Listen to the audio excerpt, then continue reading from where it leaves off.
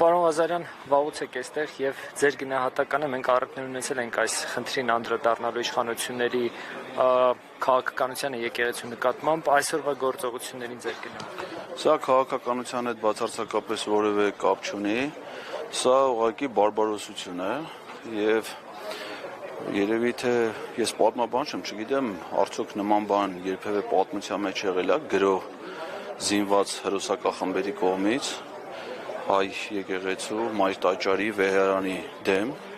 Ես ամենայն դեպս նման բան իմ կյանքի ընթացքում ոչ միայն չեմ տեսել, այլ նույնիսկ չեմ պատկերացրել, որ նման բան կարա լինի, որովհետև տեղի ունեցածը իրավական գործընթացի հետ ոչ մի կապ չունի եւ չի կարա ունենա, ուղղակի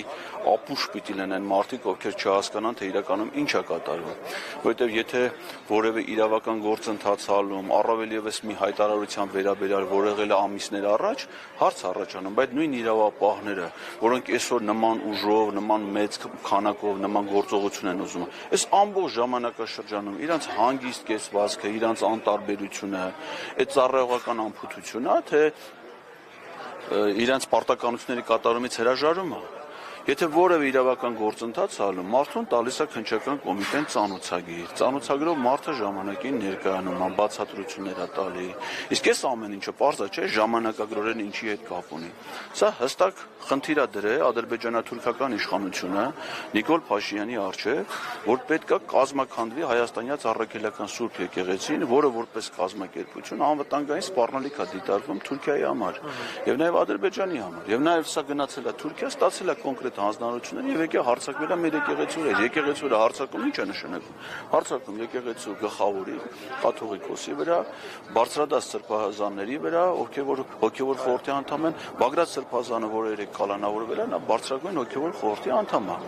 Միքայել Սրբազանը, որին այսօր փորձում են ձերբակալեն, բնականաբար ակնհայտ է ինչ հետագա քայլեր է դրան սպասվելու, բարձրագույն հոգեվոր խորհրդի անդամ է։ Նշանակում է, որ թիրախավորված են նաև հոգեվոր խորհրդի մյուս անդամները, մյուս հոգեվորականները եւ նպատակը մեկն է։ Ստե իրավական բաղադրիչ գոյություն չունի։ Նպատակը ոչնչացնել հայաստանյաց եկեղեցին, որը նաև մեր հայապահպանության, ինքնության պահպանության գլխավոր հենասյուներից մեկն է։ Սա մեր պետությունը, մեր բոլորիս ֆիզիկապես ոչնչացնելու գործողությունն է։ Ասեք հանգիստ, ասեք ստե մեռնես, մի ամիս հետո Թուրքի յաթաղանից մեռնես, նույն բանն արնելու։ Դա համար պիտի մեր ժողովուրդը ոտքի կանգնի, սա բոլորիս գոյապահպանական խնդիրն է։ Ոչ մի մարդ հանկարծ չմտածի, որ ըստ ինչ-որ խնդիր ա եղել, իրավական process գոյություն ունի, իրավապահ մարմինները, ոչ մի իրավապահ մարմին չի կարող։ Մայրաթորթ ցանկացած մեկը գալիս է խոնարհ, գալիս է օրհնություն ստանալու, գալիս է ծնկի իջնելու, գալիս է իր մեղքերի թողությունը ստանալու համար։ Այստեղ մեղավոր մարդ չկա, որպեսզի գան այստեղ փորձեն արդարադատություն հաստատեն։ Դա համար ես ասում եմ, մեր ժողովուրդը պիտի ոտքի կանգնի եւ ով հնարավորություն ունի գա Իջմիածին, ով Երևան, պիտի մենք հավաքվենք եւ այսօր նաեւ հուսադրող լուրեր ես ճանապարհին գալուց կարդացի, որ արդեն ոնց որ թե անվստահության գործընթացի հետ կապված նոր զարգացումներ են սպասվում, Հովիկ Աղազյանը ու Հակոբ Ասլանյանը ոնց որ կարդացի Էդմոն Մանուկյանի հետ քննարկել են նրա տեխնացիոնից հրաժարվելու եւ Միքայել Սրբազանի տեխնացիություն առաջադրելու ու գաղափար են առաջ բերում, որը կարծում եմ բավականին լավ խելամտություն ունի այս իրավիճակի համար։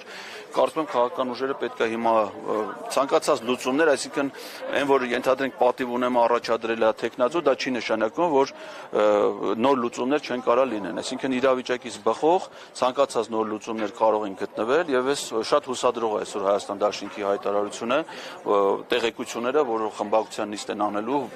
ու առավել քան վստահ եմ, որ այս իրավիճակում իրանք խելամիտ լուծումներ են գտնելու եւ սա մեր բոլորիս համախմբման բացառիկ հնարավորություն է եւ ես կարծում եմ, որ դա անպայման արդյունք է տալու։ Շնորհակալություն։